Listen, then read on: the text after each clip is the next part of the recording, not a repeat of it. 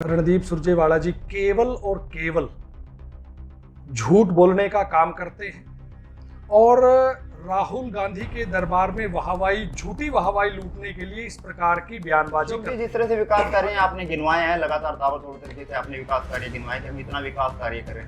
क्या आपको नहीं लगता है कि इसमें भ्रष्टाचार भी कहीं ना तो कहीं? ये आंदोलन आज किसानों का आंदोलन नहीं है, ये आंदोलन आज विपक्षी पार्टियों का आंदोलन बन करके रह गया। आज आप देखते हो कि गुरनाम सिंह चढ़ूनी किस प्रकार से कांग्रेस की कठपुतली बन करके कांग्रेस के नेताओं के द्वारा बताई गई बातों को आज मीडिया के सामने सोच रही है। आप ये देख रहे हैं कि पेट्रोल जो है वो 100 का आंकड़ा जो है छूता हुआ नजर आ रहा है, तो इस तरह से आखिरी पंक्ति के व्यक्ति का विकास होगा। देखिए, आप पेट्रोल 100 रुपए बढ़ाया, इसको मत देखिए। आपको लगता है कि आपके पार्टी के तमाम कार्यकर्ता खुश हैं? तो कांग्रेस के अंदर हर जगह पर गुटबाजी है, वहां पर पार्टी का कोई सिद्धांत नहीं है। नमस्कार, मैं हूं मोहन नायक और आप देख रहे हैं आपका मनपसंद चैनल कैथल टीवी। और आज हमारे साथ खास मुलाकात में एक ऐसी शख्सियत मौजूद हैं और उनसे जानेंगे कि बीजेपी के कार्यकाल में और बीजेपी सरकार द्वारा किस तरह से विकास कार्य कैथल के लिए किए जा रहे हैं और आगे क्या नीतियां जो है बीजेपी की रहेंगी। इन तमाम मुद्दों पर चर्चा करेंगे। हमारे साथ हैं बीजेपी के जिला अध्यक्ष अशोक गुर्जर जी। अशोक गुर्जर जी, नमस्कार, कैथल टीवी में स्वागत है आपका। जी, आपका भी बहुत बहुत आभार कैथल टीवी का। और कैथल टीवी समय समय पर आम जनमानस की और कैथल जिले की समस्याओं को सरकार के और प्रशासन के समक्ष उठा करके उनका निदान करने का काम करती है, तो मैं कैथल टीवी को बहुत बहुत इसके लिए बधाई देता हूँ। अशोक जी, मेरा पहला सवाल आपसे ये है कि जब भाजपा पार्टी जब प्रदेश में आई, जब शुरुआत भाजपा पार्टी की, जब सरकार बनी, चुनाव में अनेकों वादे किए कि हमारी नीयत और नीति साफ है, हम आखिरी पंक्ति में जो व्यक्ति खड़ा है उसको भी, उसका विकास करने की भी हम काम करेंगे। तो आप क्या मानते हैं, कितना आप सफल जो है इसमें रहे? देखिए, भारतीय जनता पार्टी की सरकार इस देश और प्रदेश के अंदर 2014 में बनी और देश और प्रदेशवासियों की जन भावनाओं के अनुरूप इस देश के यशस्वी प्रधानमंत्री श्री नरेंद्र मोदी जी ने और इस प्रदेश के लोकप्रिय कर्मशील कर्मयोगी मुख्यमंत्री श्री मनोहर लाल जी ने अब अभूतपूर्व विकास कार्य करवाए हैं। और जहां तक आपने बात की है, भारतीय जनता पार्टी अंत्योदय की सोच पर काम करती है और आपने देखा होगा कि जो मैनिफेस्टो भारतीय जनता पार्टी 2014 में अपने चुनाव में लेकर के चली थी, उनको लगभग पूर्ण करने का काम भारतीय जनता पार्टी की देश व प्रदेश की सरकार ने किया है। अशोक गुर्जर जी, आपने कहा कि हम आखिरी पंक्ति का जो व्यक्ति है उसका विकास करने के, उसके बारे में भी सरकार सोच रही है। तो क्या सरकार इस तरह से महंगाई बढ़ाकर उसका विकास करने की सोच रही है? आप ये देख रहे हैं कि पेट्रोल जो है वो 100 का आंकड़ा जो है छूता हुआ नजर आ रहा है, तो इस तरह से आखिरी पंक्ति के व्यक्ति का विकास होगा। देखिए, आप पेट्रोल 100 रुपए बढ़ाया, इसको मत देखिए। आप इस बात को देखिए कि आज पूरे विश्व के अंदर अन्य देश भारत की तरफ देख रहे हैं कि उनको आज वैक्सीन दी जा रही है। आज आप पेट्रोल की तरफ मत देखिए। आज आप देखिए कि आज भारत ने पाकिस्तान की सीमा के अंदर घुस करके आतंकवादियों को मुंहतोड़ जवाब दिया है। आज आप पेट्रोल को मत देखिए। आज आप देखिए कि आज वर्षों से किस प्रकार से जो चीनी सेना हमारी सीमाओं पर काबिज थी, आज वो सीमाओं से किस प्रकार से पीछे हटी। आज भारत आत्मनिर्भर भारत बना है। आज हमारे हरियाणा प्रदेश की माननीय मुख्यमंत्री श्री मनोहर लाल जी की नेतृत्व में जो मनोहर सरकार इस प्रदेश के अंदर लगभग 6.5 से 7 वर्ष से जो काम कर रही है, उसमें अंतिम व्यक्ति जो अंत में बैठा हुआ व्यक्ति है उसका उदय किस प्रकार से कर रही है, उसके लिए आज एक योजना माननीय मुख्यमंत्री जी ने चलाई हुई है, परिवार पहचान पत्र। और परिवार पहचान पत्र के माध्यम से ऐसे परिवारों को लाभ देने का काम किया जाएगा जिन परिवारों की आय सबसे सालाना आय सबसे कम है, उन परिवारों को बेनिफिट मिले, उन परिवारों के लाभ की योजनाओं का उनको सीधा सीधा लाभ उनकी दहलीज पर मिले। इसके लिए आज भारतीय जनता पार्टी की देश व प्रदेश की सरकारें काम कर रही है। लेकिन अशोक जी, जैसे आप ये कह रहे हैं कि वैक्सीन के लिए हम जो विदेश हैं वहां पे भारत की वैक्सीन की डिमांड हो रही है, हमने बॉर्डरों पर जो है जो हमारे आतंकवादी जो हमें हमला कर रहे थे उनको खदेड़ने का काम किया, लेकिन प्रदेश में तो जनता की जो महंगाई है उसने कमर तोड़ दिया आम जनता की, उससे क्यों नहीं निपटा जा रहा, उसकी ओर क्यों नहीं ध्यान दिया जा रहा? देखिए, इस बात के लिए बारे में मैं एक बात और कहना चाहता हूँ।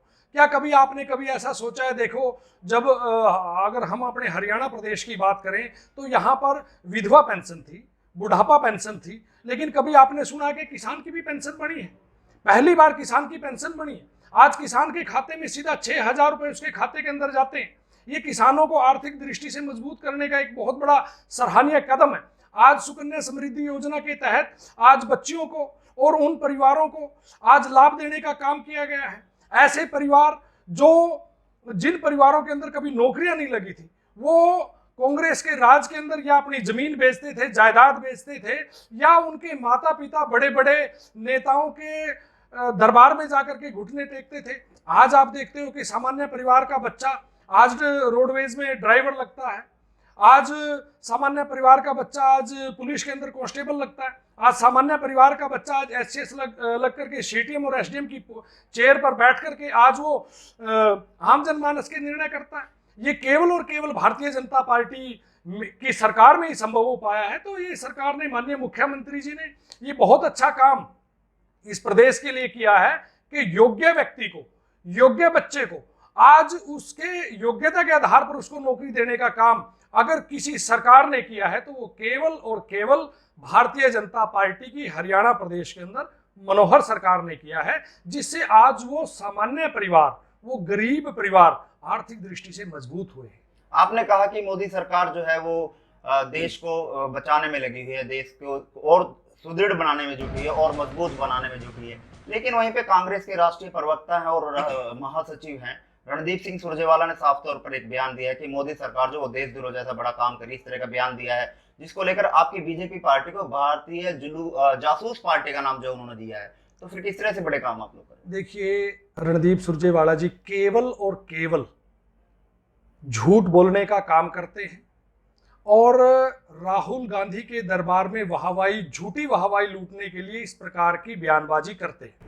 अगर हम सच्चाई की बात करें तो जब यूपीए की सरकार थी तो उनकी सरकार के अंदर सीताराम येचुरी, ममता बनर्जी, जयललिता, जब न्यूक्लियर डील हुई तो उस समय में अमर सिंह के फोन किस प्रकार से टेप किए गए।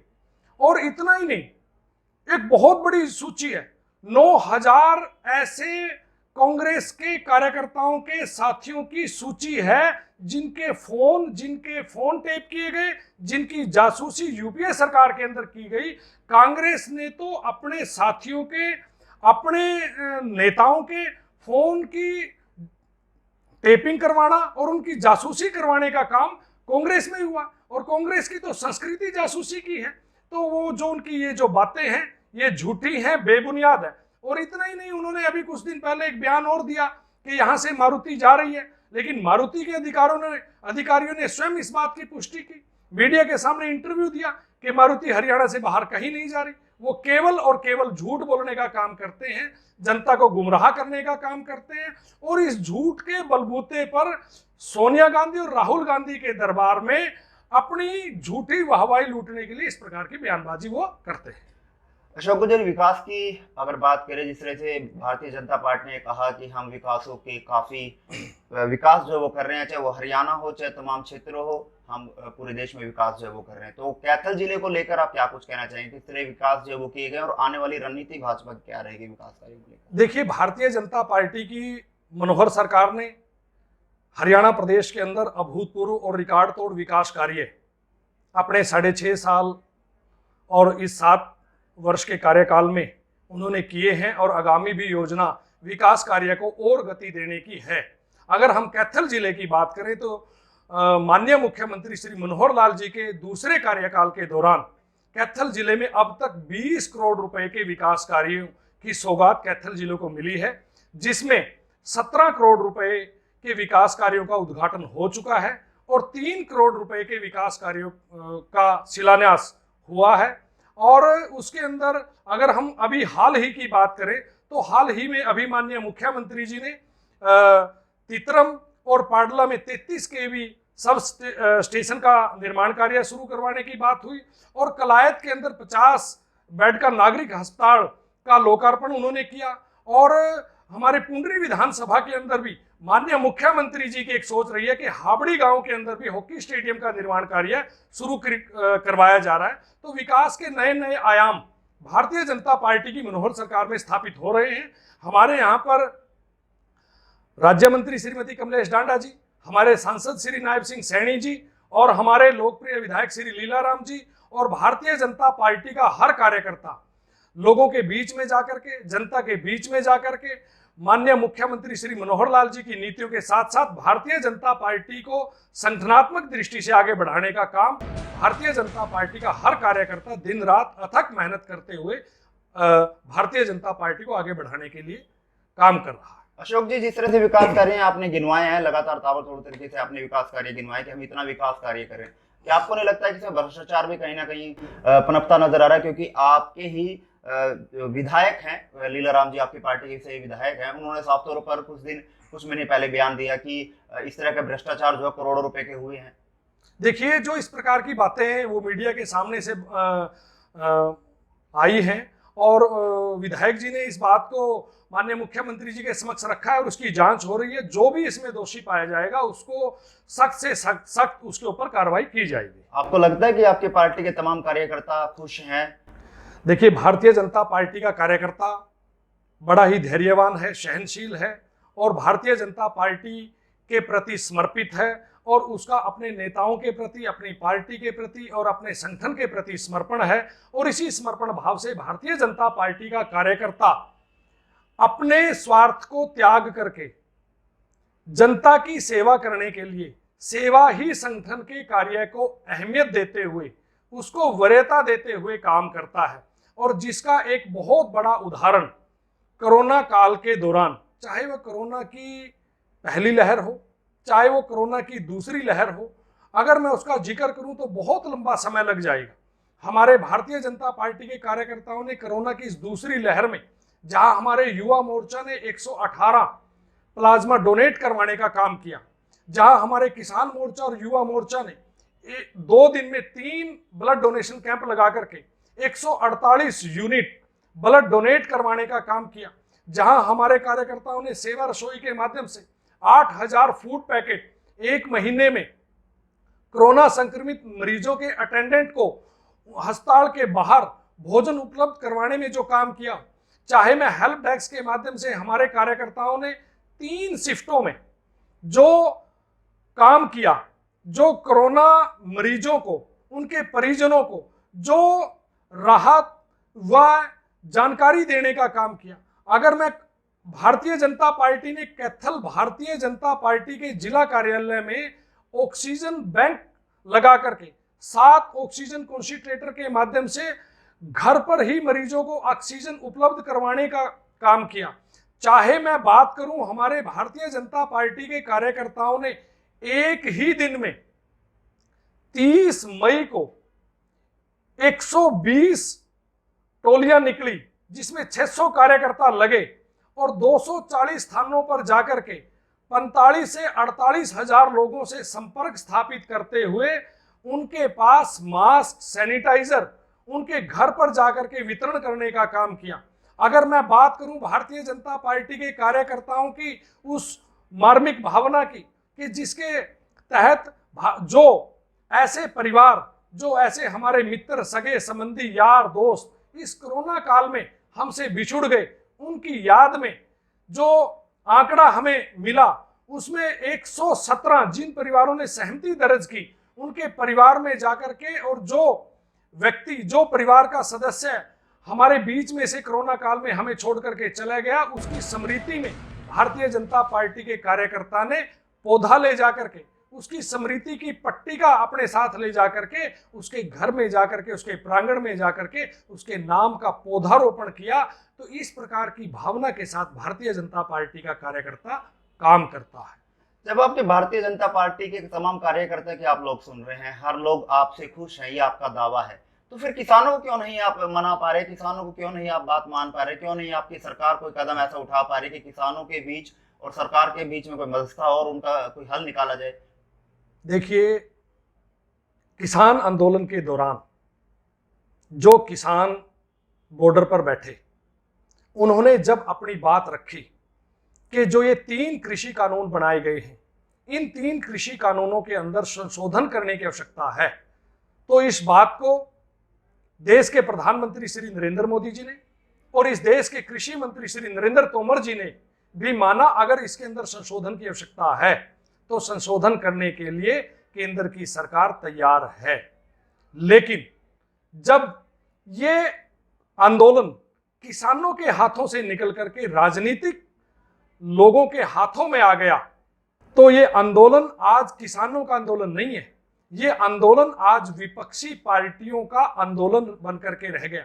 आज आप देखते हो कि गुरनाम सिंह चढ़ूनी किस प्रकार से कांग्रेस की कठपुतली बनकर के कांग्रेस के नेताओं के द्वारा बताई गई बातों को आज मीडिया के सामने बोलता है, और उसको ध्यान में रखते हुए आज संयुक्त किसान मोर्चा ने उसको अपने किसान मोर्चा की कमेटी से भी निलंबित कर दिया। किस प्रकार से देखिए, किसान आंदोलन के दौरान जो हमारे किसान भाई हैं, जो मैं भी एक किसान हूं, किसान का बेटा हूं और आज भी किसानी करते हैं, मैं एक बात कहता हूं कि किसानों की जो समस्या है उस समस्या का समाधान और निराकरण करने का काम, उन बिल के अंदर संशोधन करने के लिए इस देश की मोदी सरकार तैयार है। लेकिन तोड़फोड़ करना, उपद्रव मचाना, ये मेरे किसान भाई कतई नहीं कर सकते। इसके पीछे अन्य शक्तियां हैं, अन्य राजनीतिक पार्टियां हैं, और मैं अपने किसान भाइयों से हाथ जोड़ करके निवेदन करता हूं, हम किसानी की बात करें, हम अपनी फसल की बात करें, लेकिन इन राजनीतिक व्यक्तियों के चुंगल से हमें दूर होना चाहिए। क्योंकि आपको जो ये चेहरे आज ये मीडिया के सामने किसान आंदोलन के दौरान दिखाई देते हैं, ये किसी ना किसी पार्टी से जब लोकसभा और विधानसभा का चुनाव आएगा तो वहां पर उनके दरबार में आपको ये टिकट मांगते हुए नजर आएंगे। अशोक जी, मेरा आखिरी सवाल आपसे है। जिला अध्यक्ष, युवा जिला अध्यक्ष की दौड़ में है और कांग्रेस के अभी फिलहाल जो है युवा जिला अध्यक्ष के चुनाव चले, जिसमें एक तरफ रणदीप सिंह सुरजेवाला सामने है और दूसरी तरफ जयप्रकाश यानी जेपी के लड़के विकास जी हैं। क्या मानते हैं इस तरह की जो कांग्रेस के अंदर गुट बन गए, इसी को लेकर क्या कुछ कहना चाहिए? देखिए, ये कांग्रेस पार्टी का संगठनात्मक विषय है, इसके बारे में ना मुझे जानकारी है और मैं मानता हूँ ना मुझे जानकारी रखनी चाहिए। क्योंकि कांग्रेस पार्टी के अंदर एक ऐसा प्रदेश बताओ जहां कांग्रेस के अंदर गुटबाजी नहीं है। चाहे हम राजस्थान की बात करें, चाहे हरियाणा की बात करें, चाहे पंजाब की बात करें, तो कांग्रेस के अंदर हर जगह पर गुटबाजी है। वहां पर पार्टी का कोई सिद्धांत नहीं है, वहां पर पार्टी प्रथम नहीं है, वहां पर पार्टी विशेष नहीं है, वहां पर व्यक्ति विशेष है। तो कांग्रेस के अंदर व्यक्ति विशेष की लड़ाई होती है, सिद्धांतों की लड़ाई नहीं होती, विचारों की लड़ाई नहीं होती। कांग्रेस केवल व्यक्ति विशेष की लड़ाई लड़ती है और भारतीय जनता पार्टी विचारों पर आधारित पार्टी है, संस्कारों पर आधारित पार्टी है, सिद्धांतों पर आधारित पार्टी है। और इसीलिए भारतीय जनता पार्टी इस देश दुनिया की सबसे बड़ी पार्टी बनकर के अगर कोई पार्टी उभरी है तो वो केवल और केवल भारतीय जनता पार्टी है। बहुत बहुत धन्यवाद अशोक जी, आपने अपना कीमती समय हमें दिया और अपनी बात जो है हमारे स्टूडियो में आकर रखी। बहुत बहुत धन्यवाद। और ये थे हमारे साथ भारतीय जनता पार्टी के जिला अध्यक्ष अशोक गुज्जर, जिन्होंने तमाम विषयों पर चर्चा करी और उन तमाम विषयों पर अपना वक्तव्य रखा। लेकिन आप और खबरों के लिए देखते रहें कैथल टीवी।